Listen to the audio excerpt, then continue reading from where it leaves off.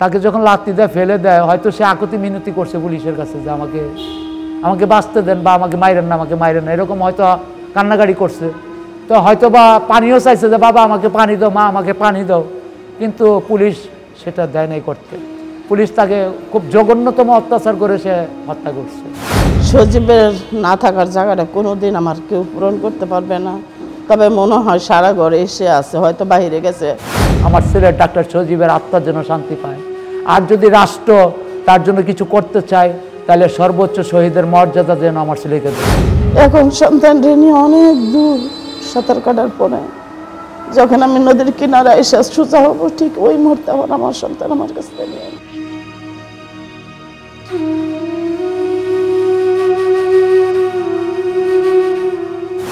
প্রিয় দর্শক, স্বাগত জানাচ্ছি ভোরের কাগজ থেকে। আপনাদের সাথে আছি আমি যুবরাজ ফয়সাল। গত 9 জুলাই দেশ জুড়ে কোটা সংস্কার আন্দোলনকে কেন্দ্র করে উত্তাল হয়ে ওঠে রাজপথ। গত 18 জুলাই উত্তরা আজমপুরে শহীদ হন ডাক্তার সজীব সরকার। আমরা কথা বলেছি তার বাবা মায়ের সাথে। শহীদ ডাক্তার সজীব সরকারের স্বপ্নগুলো নিয়ে তার বাবা মা আমাদেরকে জানিয়েছে তার না বলা কিছু কথা। সে কথাগুলোই আজ তুলে ধরব আপনাদের সাথে। ও সবার বড়, আমার প্রথম সন্তান। ঘটনাটা আপনি কিভাবে জানতে পেরেছিলেন? আমি শুরুতে ঘটনাটা জানি না। সকালে আমার এই বইলা বের হয়েছে যে মা আমি উত্তরা যাচ্ছি, আবদুল্লাহরে নিয়ে আসবো, ওর মাদ্রাসা নাকি ছুটি দিয়ে দিচ্ছে। আমি বলছি আচ্ছা যাও, কিন্তু আমি জানতাম না ওই দিনে এখানে গন্ডগোল আছে। পর আমার সাথে আর কথা হয় নাই। পরে 5:30 বা 5:45টার দিকে আমার ফোন দিছে, দিয়া বলতেছে মা স্বর্ণা কিন্তু আন্দোলনে আসছে। আমি বলতেছি তুমি স্বর্ণা যদি আন্দোলনে আসা থাকে তো তুমি কই? আমিও এইখানে। পরে বলছে যে স্বর্ণার বাসায় যাইতে বলো ফোন দিয়া। আমি স্বর্ণারে বলবো তো তুমি কি করবো? আমি একটু পর আবদুল্লাহরে নিয়ে রওনা দিয়ে দিব। তো যাই হোক, ছেলের সাথে এইটুকু আমার কথা হয়েছে।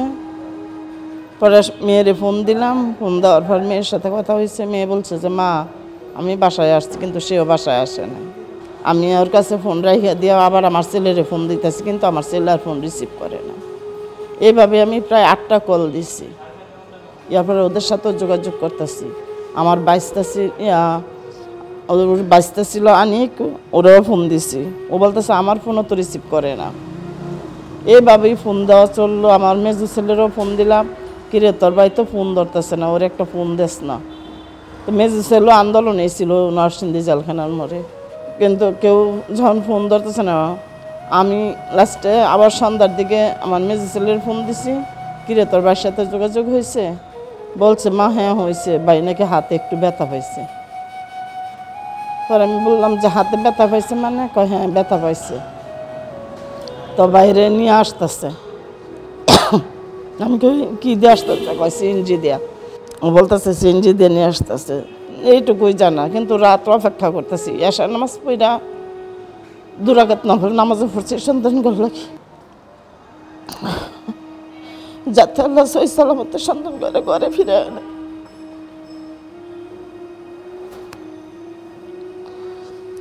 এরপর শুয়ে রইলাম, শুয়ে থেকে অজিফা করতেছি, ভালো লাগতেছে না। আমি সব শেষে জানতে পারছি রাত্রে 1টার পরে, যখন আমার ছোট বোন আসছে আয়সা বলতেছে তুই রেডি হ, তুই না মারে দেখতে চাইছস? মা তোরে দেখতে চাইছে, মার শরীর ভালো না। এরপরে নিয়ে গেল আমারে মার কাছে, কিন্তু ওরে দেখে আমি জিজ্ঞাসা করতেছি কিরে আমার সজীব আসছে? হ্যাঁ বলছে যে হ্যাঁ আসছে। আমি মার নাকি শরীর খারাপ, সজীব না হলে তো কিছু করতে পারবো না। পরে ও আমার দৌড়ে নিয়ে গেছে, গিয়ে সামনে 2 পা বাড়ানোর পরে দেখি মা চেয়ারে বসে আছে। পরে মারে আমি জিজ্ঞাসা করলাম মা আপনার নাকি শরীর খারাপ, তো এই জায়গায় বসে রয়েছেন কেন? পরে আসো তোমারে দেখা, তোমার ছেলে আসছে। ছেলেরা দেখলাম, দেখা শুধু একটা কথাই বললাম যে বাবা তোর কি হইল? এটা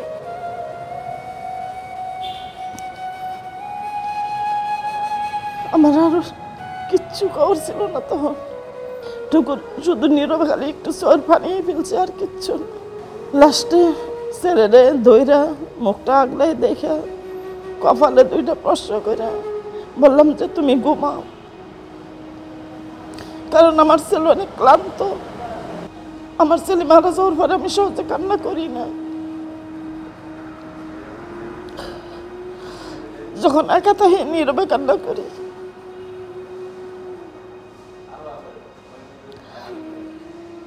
সজীবের সাথে এমন কোনো স্মৃতি মনে পড়ে?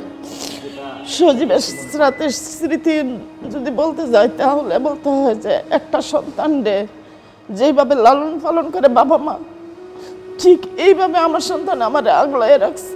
আজকে 20টা বছর ধরে সে আমার এভাবে লালন পালন করতেছে। আমার এমন কেন আমি মুখ দিয়ে বললে আর দেরি করছে না। আইসক্রিম খাইতে পছন্দ করতাম, বাচ্চাগুলোর মতন ঘরে আইসক্রিম কন্টিনিউ না রাখতো। যখন চেম্বারতে ফিরতো সাথে কিছু না কিছু নিয়ে আসতো। মনে করেন বলতে গেলে আমার যে চিকিৎসা আছে, আমার কিন্তু মাসে প্রায় 30-40 হাজার টাকা আমার তলে ব্যয় হয়। আমার অক্সিজেন নিতে হয় স্যাচুরেশন কমে যাওয়ার কারণে।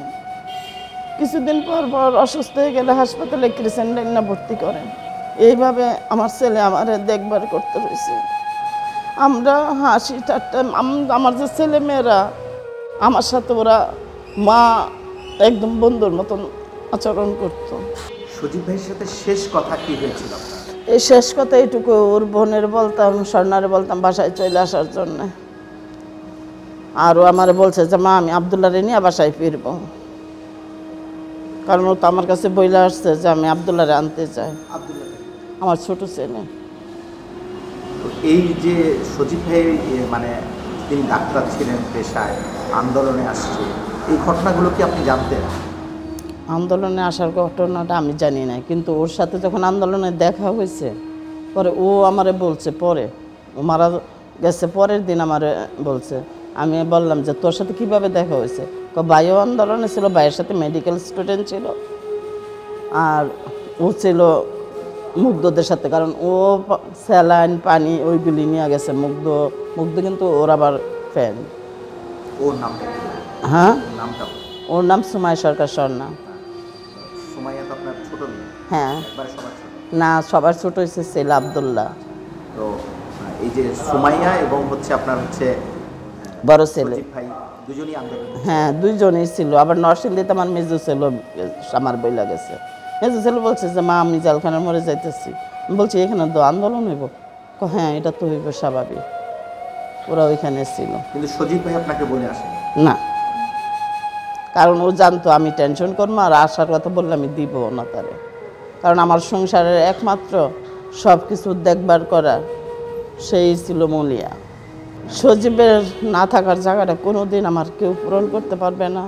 তবে মনে হয় সারা ঘরে এসে আছে, হয়তো বাইরে গেছে, মেডিকেল কলেজে গেছে, হ্যানতে ইয়া কইরা চেম্বার করবো, কইরা বাসায় আসবে, এরকমই লাগে। অপেক্ষায় থাকি। মাঝে মাঝে সকালে উঠা যে ডাক দিতাম, 6টার দিকে তো ডেকে তুলতাম, এখনও এটাই করি। তবে রুমে গিয়ে আমার ছেলে আমার জন্য অনেক কষ্ট করছে। নিজের রুম ছিল, খাট ছিল, খাটে ঘুমায় নাই 4টা বছর। আমার জন্য ফ্লোরও চাটাই বেশি শুয়ে রয়েছে। আমার স্বর্ণ আমার পাশে ঘুমাইতো রাত্রে, তারপর আমার ছেলে আমার ছেড়া যায় না।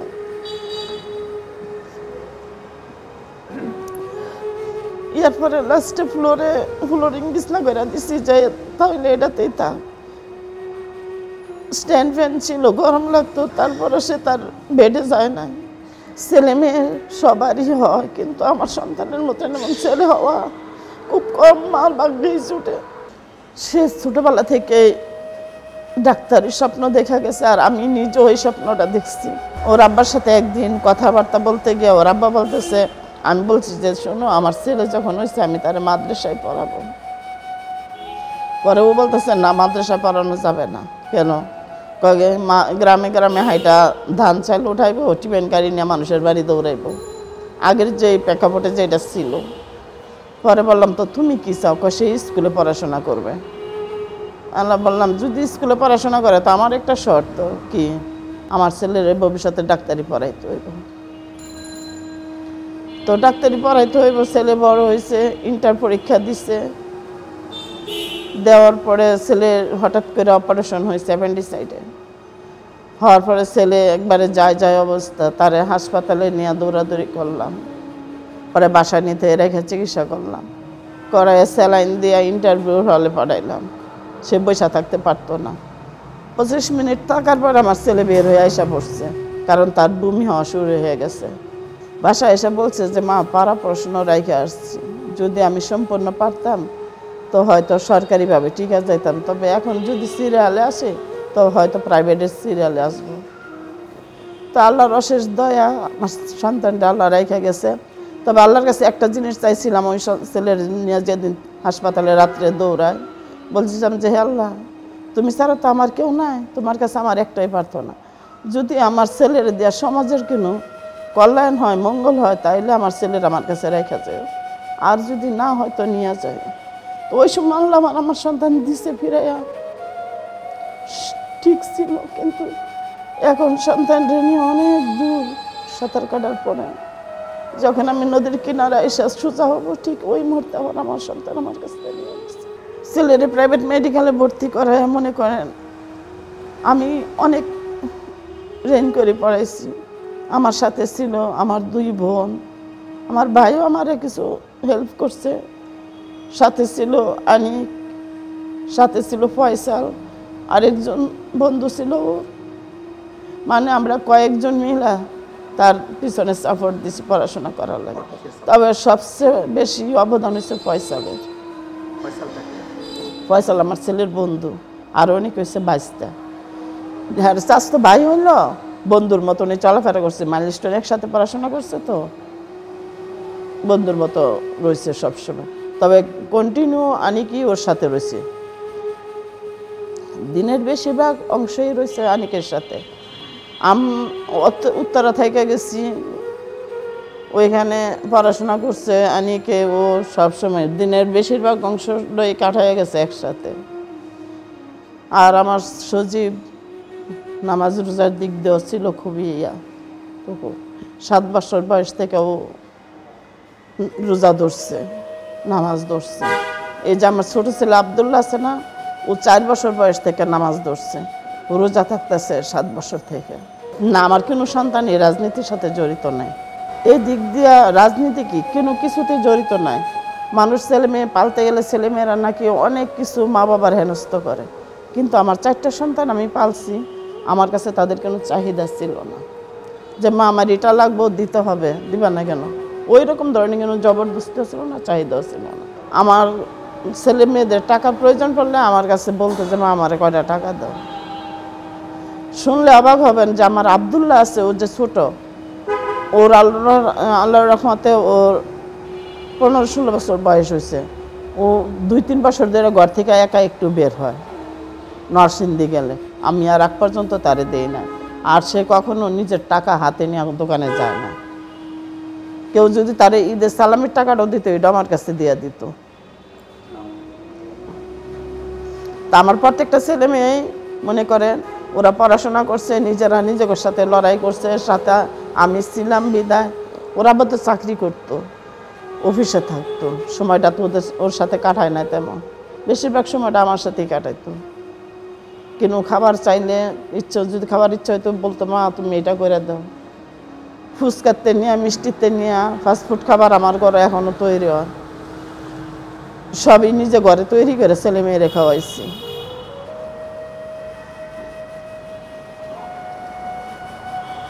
ছেলের স্বপ্ন ছিল FCPS কমপ্লিট করব, নিজের হাসপাতাল খুলব, নিজের পরিচয় করব। তো স্বপ্নই রয়ে গেল।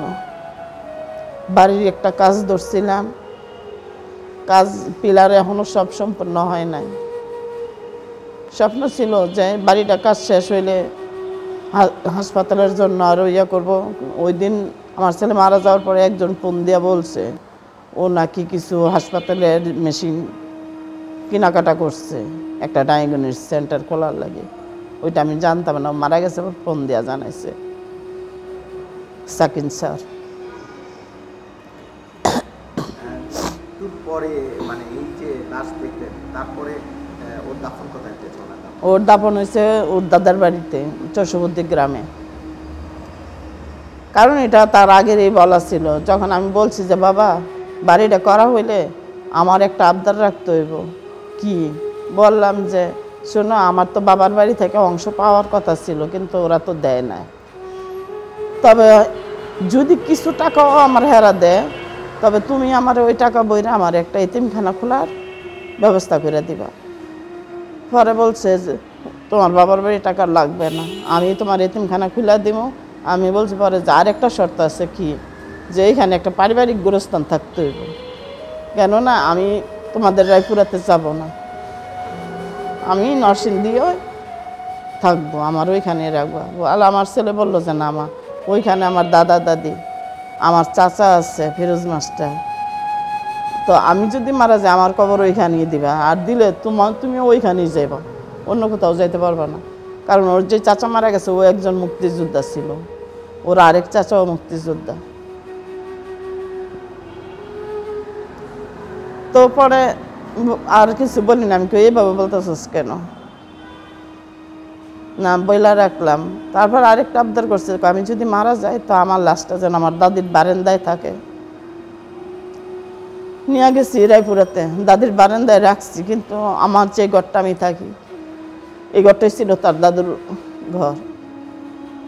এখন তো এই ঘরে থাকা হয় না, প্রায় অনেক বছর হয়ে গেছে, জীর্ণ শীর্ণ ঘর ভাঙা পড়ছে, বাড়ি ঠিক করি নাই ঘর, কারণ ছেলেমেয়ে সবগুলি পড়াশোনাতে ব্যস্ত ছিল। এই মুহূর্তে টাকা আমি যে বাড়ির খরচ করবো ইয়া ছিল না, কারণ বড় ছেলের পড়াইতে গিয়ে আমার ব্যাংক লোন বহুত করছি।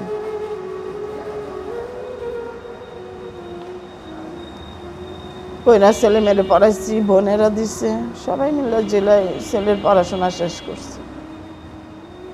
তো ভাবছিলাম সব কিছু আস্তে আস্তে এখন ধীরে ধীরে সব শেষ করবো। এ বাড়ির কাজটা যদি করতে পারতো তো গ্রামের বাড়িতেও কাজ ধরলাম। আমি স্বপ্ন এইভাবেই সাজানো ছিল, কারণ ছেলে বলতো সব কিছু কম বেশ, যে মা এটা করবো ওইটা করবো, কেমন হয় করলে।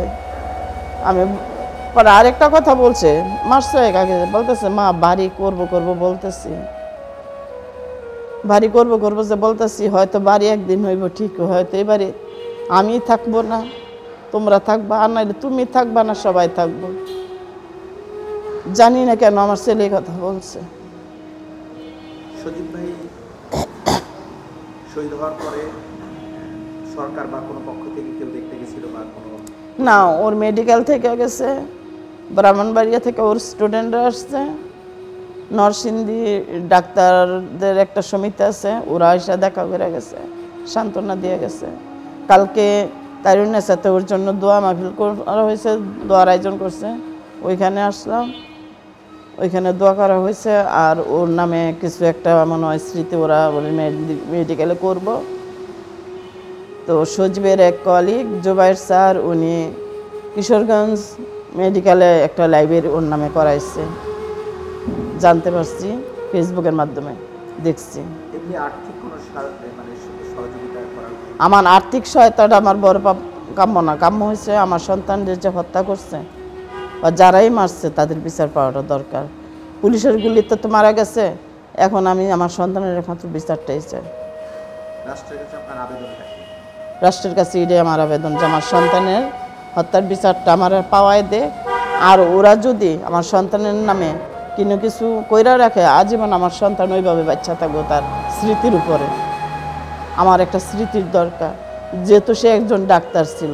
যদি ওরা কিছু করে মেডিকেল সাইড যাতে করলে ওইভাবে সজীবের নাম দেওয়া থাকবে, যে শহীদ ডক্টর সজীব সরকার। কারণ আমার ছেলেরও স্বপ্ন ছিল একটা হাসপাতাল করা, কিন্তু পারে নাই সে করতে। আমার ছেলে মনে করেন রুগী নিজের পকেটের টাকা দিয়ে খরচ করে ও নিজের রুগীর চিকিৎসা করে দিছে, এটা আমি জানতাম না।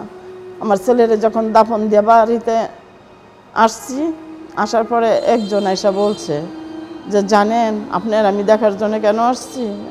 বললাম কেন? কয় স্যার আমার ছেলে অসুস্থ ছিল, আমি গরিব ছিলাম, আমার হাতে টাকা পয়সা ছিল না ছেলের চিকিৎসা করানোর জন্য। উনি ওনার পকেটের টাকা দিয়ে সমস্ত পরীক্ষা নিরীক্ষা কইরা ওষুধ কিনা আমার ছেলের সুস্থ করে তুলছে। খবরটা শোনার পর আমার অনেক ভালো লাগছে। গ্রামে গেলেও একই কাজ করতো। হ্যাঁ, এইটুকু আমার ছেলের শুধু নামটা যাতে বাইচা থাকে জীবন, এইটুকুতেই শান্তি পাবো। কেননা আমার ছেলে বাচ্চা থাকলে হয়তো তার হাত দিয়ে আরও শত শত ছাত্র বের হইতো, বহুত মানুষ সুস্থ হইতো। তার মেডিসিন নিয়ে প্রথম স্বপ্ন ছিল সে হার্ট সার্জারি হবে, কিন্তু হাত কাঁপবে দেখে হাত কাঁপতো, আর রক্ত দেখলেও একটু ভয় পাইতো। এই কারণে সে মেডিসিনে চলে গেছে। আমার 3 ছেলে 1 মেয়ে। বড় ছেলে ডাক্তার সজীব, তো তার ছোট ছেলে সজল, তার ছোট ছেলে মোহাম্মদ আবদুল্লাহ। তো সজীবের সাথে যে আমার ভালোবাসা ছিল, এটা আসলে এক বিরল ভালোবাসা। সে ভালোবাসা আমি উপস্থাপন করে শেষ করতে পারবো না। কারণ হলো আমি যদি হঠাৎ করে সংসারে বা আমার ফ্যামিলির সাথে কোনো কারণে হয়তো রাগ করছি, ভাত খেতে দেরি হচ্ছে বা ভাত খেতে রাগ করছি, তো সে আমাকে ফোন দিত, তুই কোথায়, আমার নাম ধরে ডাকতো, তুই কোথায়, তুই আমার সাথে কথা বল, তো আমাকে ফোন দিত। তো ফোন কেটে দিলে আবার ফোন দিত, দেখো তুই আয় আমার সাথে, আসে ভাত খাবো তোর সাথে, আয় আয় বস। তো ডাইনিং টেবিলে আমার বসাইতো, বসায় সে একসাথে বসতো, এক পাশে বসতো আমার সাথে, আমার সামনে দিয়ে সে বসতো, বসে আমাকে বলতো ভাত খা। আমি তোরে না খাওয়াইলে কে খাওয়াইবো, তোর আর কেউ খাওয়াইতো না। এই বিরল ভালোবাসা এখানে আমি আপনাদের সামনে এটা আসলে আমি ব্যাখ্যা দিতে পারবো না। এটা অনেক বিরল ভালোবাসা ছিল তার সাথে আমার। তো যাই হোক, সজীব সংসারে হালদলি ছিল, তার মার অনেকগুলো টাকা লাগতো চিকিৎসার জন্য। মাসে ম্যাক্সিমাম 30,000 টাকা, ম্যাক্সিমাম 30,000 টাকা তার লাগতোই। অক্সিজেন প্রতিদিন 1,000 টাকার অক্সিজেন, সেগুলো সেই কভার দিত, কিন্তু আমাকে কোনো দিন বুঝতেও দিত না। আমাকে বুঝতে দিত না যে তার এত মার জন্য এত কিছু করে। তো রাত্রে 2টা 1:30টা দেখতাম তার মায়ের হাত পাগুলো টিপতো, তারপরে সে ঘুমাইতো, অথবা মার পায়ের নিচে একটা চাটি বিছায় ঘুমাই থাকতো, কিন্তু বিছনা খুঁজতো না। কিন্তু মার এত ভালোবাসতো, মানে ছোট্ট বাচ্চাকে যেভাবে আগলায় রাখে তার মাকে ঠিক এইভাবেই রাখতো। তো সর্বশেষ আমি সকালে 18 তারিখ, জুলাইয়ের 18 তারিখ সকালে আমি ঘুম থেকে দেখছি ওইটা সে তার বিছনায় ঘুমায় আছে। তা আমি ঢাকায় চলে আসছি, আইসার কিচেনটা আমি এক্সরে করছি, ইসিজি করাইছি। বিকালে তারে নিয়ে আমি ডাক্তার দেখাবো। তো এখানে তুমুল সংঘর্ষ এবং গোলাগুলি হচ্ছে, যেটা স্বাধীনতার যুদ্ধে 71-ও আমি দেখিনি। 71-এর পুরো যুদ্ধটি আমি দেখেছি, কিন্তু 71-এর মতো এখানে যুদ্ধ হইতেছে। তা আমি ভিতর দিয়ে আমি আজ হাউস বিল্ডিং আইসে আমি টঙ্গীতে দ্রুত চলে গেছি। যায়া 5টা 6টার দিকে আমার মেয়েকে ফোন দিছি, স্বর্ণাকে, মা তুমি কোথায়? আমি তো আসি বাবা, এখানে আসি। সজীব না, আমি স্বর্ণাকে জিজ্ঞাসা করেছিলাম, মা তুমি কি আন্দোলনে গেছো না বাইরে যাও না, এখানে গোলাগুলি হচ্ছে। বাবা আমি বাইরে আসি। সজীব বাইরে বলো তাড়াতাড়ি বাসায় যেতে। আমি তুমি বলো, আমি তার কথা বলবো না, তুমি তারে বলো তাড়াতাড়ি বাসায় যেতে। অর্থাৎ সে মঙ্গলবারে বলে গেছে আবদুল্লাহকে, ছোটো ভাইকে, যেটা মাদ্রাসায় পড়ে আবদুল্লাহ, বলছে যে আমি তোমাকে বিশুদ্ধবাড়ি নিয়ে যাব। তো সে আসলে মোটামুটি ভাইকে নিতে আসছে এবং আন্দোলনে সে যোগ দিছে। এবং মানব সেবায়, যেটা সেবা, ডাক্তারদের একটা ধর্ম হলো সেবা, সে সম্পূর্ণভাবে এখানে সেবা দিয়েছে। তো রাত্রে আমি 11টার দিকে আমার মেয়েরে ফোন দিছি, মা সজীব কোথায়? বাবা হাতে একটু ব্যথা পেয়েছে ভাই, সিএনজিতে উড়াই দিছি, সে চলে যাচ্ছে। কোথায় চলে যাচ্ছে? বাড়িতে নরসিংদীর উদ্দেশ্যে। তো নরসিংদীর উদ্দেশ্যে যাচ্ছে। তো এতক্ষণ কেন, হাতে কোথায় লাগছে গুলি? তখন আমার শরীরটা ঘামতেছে, আমি বিছনাতে শুইতেছি, উঠতেছি, কিন্তু আমি কোনো স্থির পাচ্ছি না, মানে আমি পাগলের মতো, আমি শরীর ঘামতেছে, উঠতেছি, শুইতেছি, মেয়েরে বারবার ফোন দিতেছি, ওরে কুত্তার বাচ্চা আমি গালাগালি করছি, তুই কেন, আমার আসলে সজীব কোথায়? না বাইরে তো পাঠাই দিছি, তুমি শান্ত থাকো, বাসায় শুয়ে থাকো, ভাই আসতেছে। তো দীর্ঘ সময় এভাবে পায়চারা করছি তাদের সাথে, পরে আর নিজের স্থির রাখতে পারছি না, শুয়ে রয়েছি, চুপ করে শুয়ে রয়েছি। তা আমি ফ্যান চলতেছে, আমার গা পানি পড়তেছে, কিন্তু ফ্যানে আমার কভার দিতে পারতেছে না। একবার বারান্দার যায়, একবার শুই, একবার বারান্দার যায়, একবার শুই, উইটে বারবারে। তো সর্বশেষ স্বর্ণারে ফোন দিছি, এই তুই আমার সাথে সত্য কথা বল, তোরা কোথায়, আমার একটা বলস না, তোরা কোথায়? কোনা বাইরে তো পাঠাই দিয়েছি, কিছুক্ষণের ভিতরে বাসায় পৌঁছবে, তুমি শুয়ে থাকো। এইভাবে তারা রাত্রে 1টা পর্যন্ত আমাকে শোয়ায় রাখছে, বিভিন্ন কথা বললাম। রাত্রে 1টার পরে আমার শালা, আমার ওয়াইফের ছোটো ভাই, সে আমার ফোন দিয়া কইতেছে, দুলা ভাই মা বাঁচবে না, আপনি একটু বাসায় আসেন। আমি তো ওদের বাসায় যাবো না, আমার শরীর খারাপ লাগতেছে।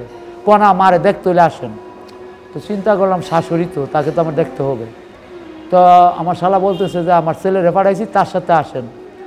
তো রাত্রে 1:30 2টার সময় তার বাসায় গেছি। যা বাসাতে ওঠার সময় পাশের বাসার করিডোরের মধ্যে দেখতে পাচ্ছি একটা খাট, স্টিলের খাট, মানে কবরস্থান, মানে লাশ যেটা বহন করে। তো এটা দেখে আমার মনটা বেশি খারাপ লাগছে, কি এটা এনো কেন, আমার শাশুড়ি কোনো হলো কি মারা গেল, খুব আতঙ্কে ছিলাম। তখন গিয়ে দিই যে না, শাশুড়ি মারা যাওয়ার কিছু নাই, এরকম কোনো সিমটম আমি দেখতেছি না। অনেকগুলো লোক বসা পরে এরা বলতেছে ভাই বসেন। সাংবাদিক ছিল কিনা আমি জানি না, তবে লয়াররা কয়েকজন লয়ার ছিল, কয়েকখানে বসেন। আমি বললাম যা না, আমি বসবো না, আমি চলে যাব। কি হয়েছে আমাকে বলেন। আপনি বসেন না, আমাকে ওরা বসাইছে, খুব জোর করেই বসাইছে। বসানোর পরে বলতেছে আপনি কিছু বললেন না, রাগ করবেন না আমাদের সাথে, আপনার একটু কথা বলি। সজীবের কথা কি শুনছেন আমরা জানি না, তবে সজীব আর নাই। তখন আমি কি করতে পারবো, কি হচ্ছে, আমি তখন উইটা গেছি বসার থেকে, উইটা আমি তো স্থির করতে পারছিলাম না। তখন অনেক গালাগালি করছি, ওরে খুব অশ্লীল ভাষায় খুব গালাগালি করছি। যাই হোক, আমার ছেলে চলে গেছে পৃথিবীর থেকে, কিন্তু শেষ কথা ছিল যে আমার ছেলে তো আমাকে কিছু বলে যায়নি।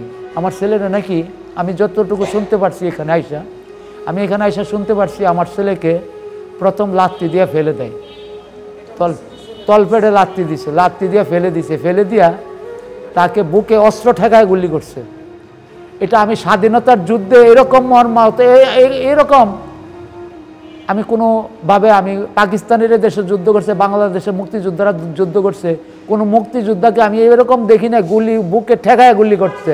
এটা কোন বর্বরোচিত হত্যা, এই হত্যা তো মেনে নিতে পারছি না আমি। যাই হোক, লাশ না দাফন করার জন্য প্রশাসনিক একটা চাপ ছিল, হয়তো তারা জানে না, সেটা আমি জানি। দ্রুত দাফন করার জন্য একটা বিষয় ছিল, সেটাও আমি জানি, কিন্তু আমি প্রকাশ করতে পারছি না। আমার ছেলে আন্দোলনতে যোগ দিয়েছে, মানব সেবায়, আমাকে অনেক চাপ ছিল আমার উপরে, লাশ তারা দ্রুত দাফন করার জন্য, আমি সেটা দ্রুত করতে পারছি না। তারপরে আমি গ্রামের বাড়িতে লাশ নিয়ে গেছি, ওখানে প্রায় 2-3 হাজার লোক জানা যায়, এই যে আসার মতো পরিস্থিতি ছিল না, তারপরও 1,000-3 লোক হয়েছে আমার ছেলের জানা যায়। কিন্তু আমি জানাজা দেওয়ার পর যেহেতু আবদুল্লাহকে নিয়ে যাবে রাত্রে, আবদুল্লাহ ভাইয়ের অপেক্ষায় ছিল রাত্র 9টা পর্যন্ত। আবদুল্লাহ যখন ভাইয়ের অপেক্ষায় ছিল, ব্যাগ নিয়ে বারান্দায় বসে ছিল, ভাই আর আসে না। ভাই যেহেতু আসে নাই, তখন হুজুরে ফোন দিয়া ভাইকে ফোন দিছে, ভাই তো আর ফোন রিসিভ করছে না। তখন আবদুল্লাহ পাগল হয়ে গেছে মাদ্রাসায় যে আমার ভাই কোথায়, ভাই কি হচ্ছে। তখন কারো মাধ্যমে আবদুল্লাহ জানতে পারছে, বা আবদুল্লাহকে নিয়ে আসছে আধুনিক হাসপাতালে, উত্তরাতে আধুনিক হাসপাতালে নিয়ে আসছে। তা আধুনিক হাসপাতালে আমার মেয়ে স্বর্ণা এবং আবদুল্লাহ তারা বিকটভাবে তারা খোঁজাখুঁজি করতেছে, লাশ কাউকে পাচ্ছে না। আবদুল্লাহ মানে সজীব, ডাক্তার সজীব হাতে গুলি রাখছে, এরকম কাউকে খুঁজে পাচ্ছে না। তখন কেউ না কেউ আমার মেয়েকে বলছে যে আপনারা কি খুঁজছেন, এখানে আসেন, যেই খুঁজছেন হয়তো কিছু খুঁজতেছেন, আসেন, এখানে 2টা লাশ আছে দেখেন। তখন আমার মেয়ে স্বর্ণা দেখতে পাচ্ছে, আবদুল্লাহ দেখতে পাচ্ছে ভাইয়ের লাশ শুয়ে আছে এখানে। তখন তাদের কি অবস্থা, এটা তো আর আমি আপনাদেরকে ভাষায় বোঝাতে পারতেছি না। তো আমার কথা হলো, এই বর্বরোচিত হামলা আমি 71-এর স্বাধীনতার যুদ্ধ দেখছি, 90-এর আন্দোলন দেখছি, 24-এর এই আন্দোলন দেখছি, এরকম তো স্বাধীনতার যুদ্ধ দেখিনি। পাকিস্তানের এইভাবে বুকে অস্ত্র ঠেকায় গুলি করে নাই, এরকম আমি দেখিনি। এখন আমি রাষ্ট্রের কাছে আমার এই বিনীত অনুরোধ থাকবে, সঠিক বিচার, সঠিক তদন্ত করে আমার এই হত্যার, ডাক্তার সজীব হত্যার বিচার জন্য সঠিকভাবে করে সেটা রাষ্ট্রের কাছে, এই 20 কোটি মানুষের কাছে আমার দাবি যে কেন একজন ডাক্তার কীভাবে হত্যা করা হলো। ডাক্তার একজন সেবায়, তার ধর্মী সেবা, সে সেবা করবে, এখানেও আসছিল সে সেবা দিতে। তো এই নির্মম হত্যা আমি মেনে নিতে পারছি না। আমি আপনাদের কাছে বিনীত অনুরোধ, এই হত্যার জন্য সঠিক তদন্ত করে সঠিক বিচারটা যেন হয়, আমার ছেলের ডাক্তার সজীবের আত্মার যেন শান্তি পায়। আর যদি রাষ্ট্র তার জন্য কিছু করতে চায়, তাহলে সর্বোচ্চ শহীদের মর্যাদা যেন আমার ছেলেকে দেয়। আমি এই রাষ্ট্রের কাছে আমার এই বিনীত আহ্বান থাকবে। নাই ছিল বলতেই বোঝা যাচ্ছে, তার বাসরও হয় নাই, বিয়ে হয়েছিল, তার বাসর হয়নি, বাসর করতে পারে নাই, করে নাই, বলছে যে পরে, তো এরকম আর তার বাসর হলো না আর কি। তো মেয়েকে ফোন করা হচ্ছিল, মেয়ে হয়তো আসছে কিনা, আমার সাথে আর দেখা হয় না। আমি এরকম অবস্থায় ছিলাম যেটা আমি এখানে কেউ আসছে কিনা সেটা দেখার সৌভাগ্য আমার হয়নি। বিয়ে হয়েছিল আজ থেকে আর 1 বছর আগে,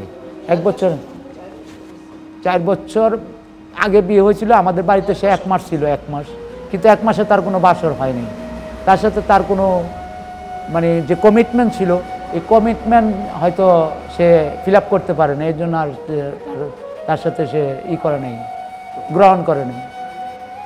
তো আমি আপনাদের জাতির কাছে কি বলবো, আমি খুব কষ্ট করে আমার ওয়াইফ, আমি একটা ছোট্ট চাকরি করি, খুব ছোট্ট চাকরি করি। তো সে চাকরি করে আমি আছি টঙ্গী ন্যাশনাল টিউবস লিমিটেড, আমি আছি সুপারভাইজার পোস্টে, বিদ্যুতের সুপারভাইজার হিসেবে আছি। তো আমার ওয়াইফ এত পরিশ্রম করছে, এত অক্লান্ত পরিশ্রম করছে এই টাকা জোগানোর জন্য। 30-35 লাখ টাকা লাগছে আমার ছেলেকে ডাক্তার বানাইতে। আমি ক্লাস 5 থেকে আইনা উত্তরা মাইলস্টোন স্কুলে তাকে ভর্তি করছি, ইন্টার পাস করাইছি মাইলস্টোন থেকে। তারপরে এখান থেকে তারে গাজীপুর তাইরুন্নেসা মেমোরিয়াল মেডিকেল কলেজে ডাক্তার হিসেবে, ছাত্র হিসেবে ভর্তি করি। তারপরে 20 সালে সে পাস করে ডাক্তার হিসেবে ব্রাহ্মণবাড়িয়া মেডিকেল কলেজে সিনিয়র লেকচারার হিসেবে যোগদান করেন। নারায়ণপুর, নরসিংদী নারায়ণপুর কেয়ার একটা হাসপাতাল ছিল, এখানে সে সেবা দিত, হ্যাঁ প্র্যাকটিস করতো। কিন্তু আমার সাথে তার একটা কমিটমেন্ট ছিল যে তুমি যদি ডাক্তার হও কী করবা, আমি অনেক রোগী ফ্রি সেবা দিব। তো সে প্রথম শুরু করছিল 5 থেকে 6 জন ফ্রি সেবা দিয়া, প্রতি শুক্রবারে 5 থেকে 6 জন পেশেন্ট সে ফ্রি সেবা দিত। তো আজকে আমি আপনাদের কি বলবো, কি আহ্বান করব, বা আমার কোনো ভাষা নাই আপনাদের কাছে বলার। তো এই নির্মম হত্যা, এই হত্যাটা আমি মেনে নিতে পারছি না। আমি আজকেও ভোরে আমার যখন 5টায় ঘুম ভাঙছে, তা আমি ভাবছি যে সজীবকে একটা ফোন দিয়ে তো অফিসে যাবে। পরে চিন্তা, আরে সজীব তো নাই, সজীব না চলে গেছে, সজীব তার নাই, সজীব তো আসবে না। পরে আমি এমনিতেই উঠছি, নর্মালি উঠছি, কিন্তু খালি বলছি সজীব তুই কী করে গেলি, আমার কিছু বইলা গেলি না, তুই তো আমার কিছু বইলা গেলি না। এটাই ছিল আমার সর্বশেষ কথা, যে তুই তো আমার কিছু বইলা গেলি। তো আমার ছেলে মারা গেছেন, সে শহীদ ডাক্তার সজীব সরকার। কিন্তু তাকে যখন লাত্তি দেয়, ফেলে দেয়, হয়তো সে আকুতি মিনতি করছে পুলিশের কাছে যে আমাকে বাঁচতে দেন, বা আমাকে মাইরেন না, এরকম হয়তো কান্নাকাড়ি করছে। তো হয়তো বা পানিও চাইছে যে বাবা আমাকে পানি দাও, মা আমাকে পানি দাও, কিন্তু পুলিশ সেটা দেয় নাই করতে। পুলিশ তাকে খুব জঘন্যতম অত্যাচার করে সে হত্যা করছে। তো এই পুলিশগুলো আসলে তারা কেন এই নির্মম হত্যা বা এইভাবে গুলি চালালো, কার উদ্দেশ্যে, কার অর্ডারে চালালো? তো অবশ্যই রাষ্ট্রের প্রধানের হুকুমে সেগুলিগুলো চালাচ্ছে। তা আমি 20 কোটি মানুষের কাছে উদারত আহ্বান জানাচ্ছি যে 20 কোটি মানুষের কাছে আমি বিচার দাবি করছি, তারা যেন ন্যায্য বিচারটা আমার করে দেয়। এ আমার আহ্বান রইল জাতির কাছে, রাষ্ট্রের কাছে, যারা সমাজে আছে, বিত্তমান যারা আছে, সবার কাছে আমার এই আহ্বান রইল। এগুলো বিশ্বাস করছি।